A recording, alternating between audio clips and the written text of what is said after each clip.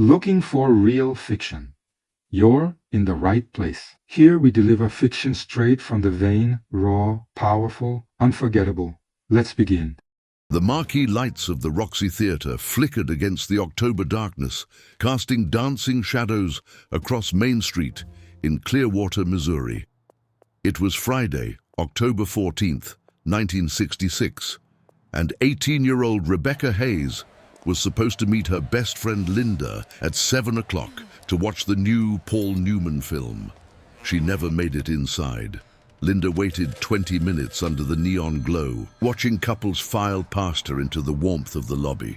She called Rebecca's house from the payphone outside the drugstore. Mrs. Hayes' voice went tight with worry. Rebecca had left home at 6:30, her auburn hair freshly curled, wearing her favorite green cardigan and white skirt. The walk from Oakwood Avenue to downtown was only 12 minutes. Linda ran the route herself, her breath forming clouds in the autumn air, calling Rebecca's name into empty side streets. By 9 o'clock, Officer Walter Crawford stood in the Hayes family's cramped living room, his notepad open, his face already grave.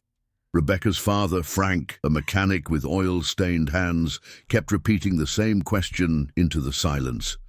"Where is my daughter?" Her mother, Dorothy, clutched Rebecca's school photograph, her fingers trembling against the frame. The image showed a young woman with bright eyes and a confident smile, someone who dreamed of studying literature at the state university. By midnight, every police officer in Clearwater was searching. Flashlights swept through alleyways, parks, and the abandoned railroad depot. Dogs tracked her scent to the corner of Main and Fifth, then lost it completely. It was as if Rebecca Hayes had simply vanished into the October night, swallowed by something the small town couldn't yet comprehend. By Saturday morning, Clearwater had transformed into a town possessed by fear. Rebecca's disappearance spread through neighborhoods like wildfire. Mothers kept their daughters inside.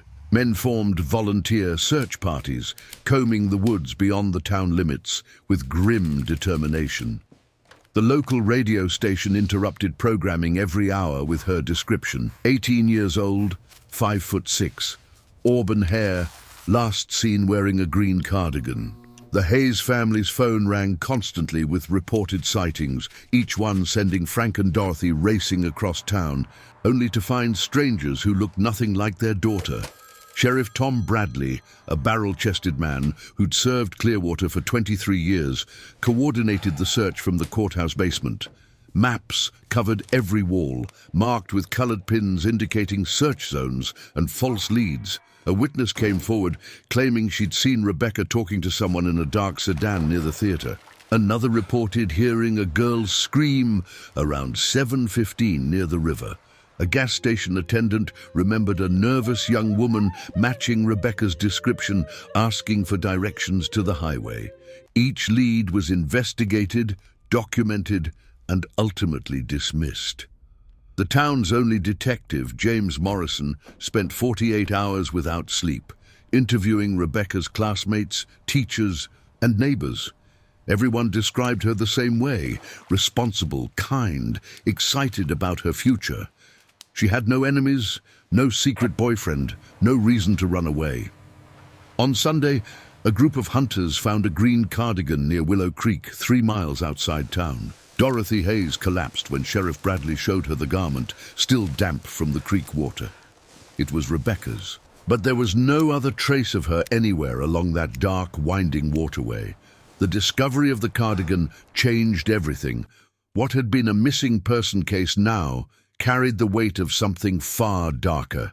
The FBI sent 2 agents from Kansas City, their dark suits and federal badges, making the local deputies nervous. They brought cadaver dogs, forensic equipment, and a methodology that felt coldly efficient compared to Clearwater's desperate searching. The creek was drained.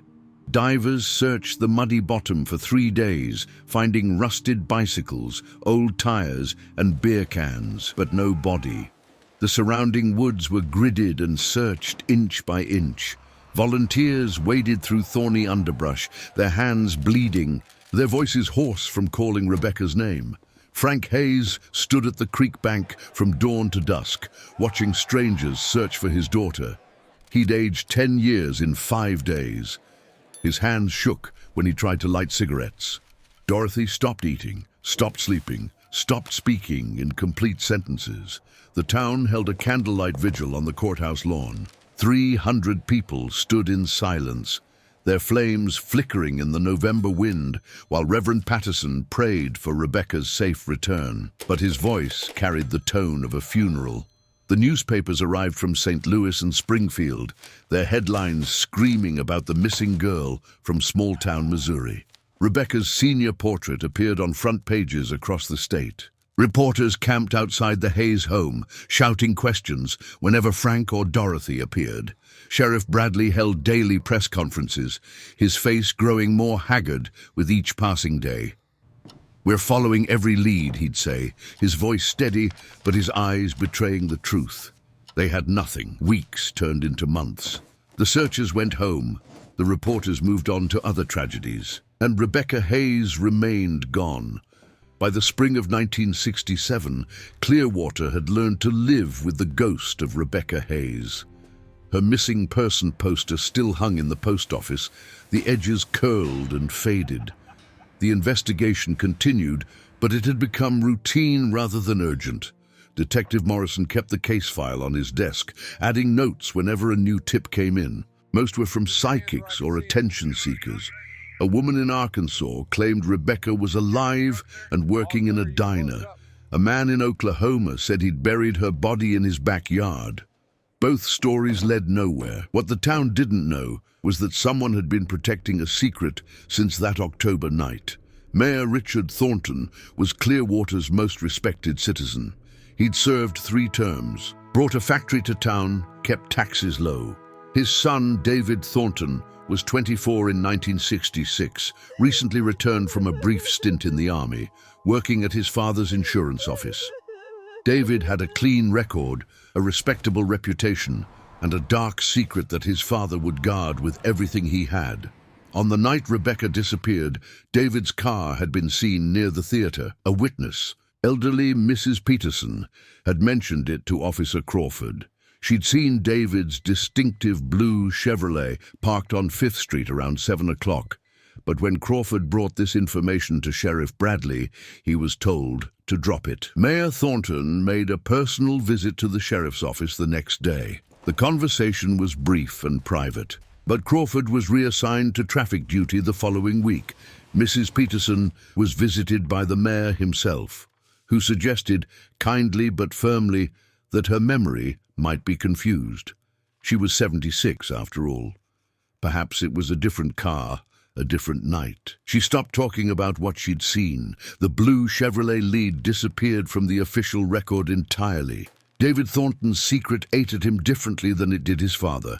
While the mayor slept soundly, convinced he'd protected his son from a terrible mistake, David descended into alcoholism and paranoia. He quit the insurance office and took a job at the factory, working night shifts where he didn't have to face many people.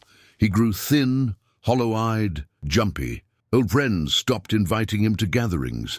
By 1970, he'd been arrested twice for drunk driving. His father paid the fines, made the charges disappear, and warned David to get himself together.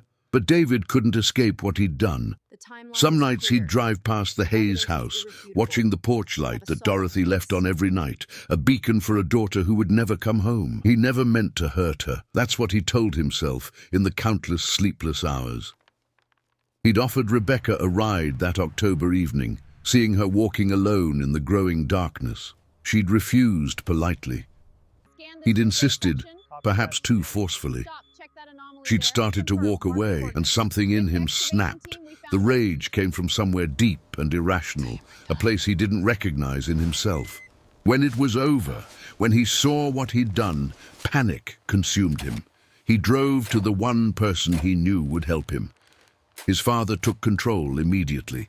They wrapped her body in canvas, drove to a remote section of the Thornton family's property, land that had been in the family for 3 generations, and buried her beneath an old oak tree. They threw her cardigan in the creek to mislead the search. Then the mayor made calls, applied pressure, and Rebecca Hayes became an unsolved mystery instead of his son's crime.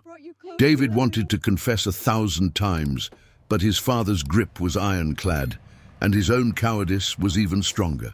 The decades passed with cruel indifference. The 1970s became the 1980s, then the 1990s. Frank Hayes died of a heart attack in 1982, many said from a broken heart. Dorothy lived alone in the same house on Oakwood Avenue.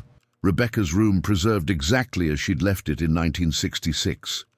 The pink bedspread, the stacked books, the perfume bottles on the dresser. Every October 14th, Dorothy placed flowers on the courthouse steps, a solitary ritual that fewer and fewer people remembered. Mayor Thornton served until 1978, then retired with honors and community gratitude. He died in 1991, taking his secret to the grave with the satisfied expression of a man who believed he'd done his duty as a father. David Thornton married briefly in 1975, but his wife left him within 2 years, unable to live with his drinking and his nightmares.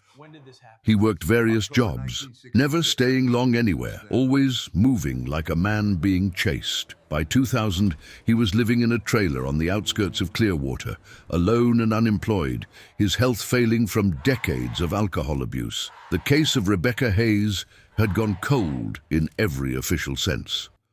The file sat in a storage room in the courthouse basement, one box among hundreds of forgotten investigations. New sheriffs came and went, none of them knowing the real story, but cold cases have a strange way of refusing to die.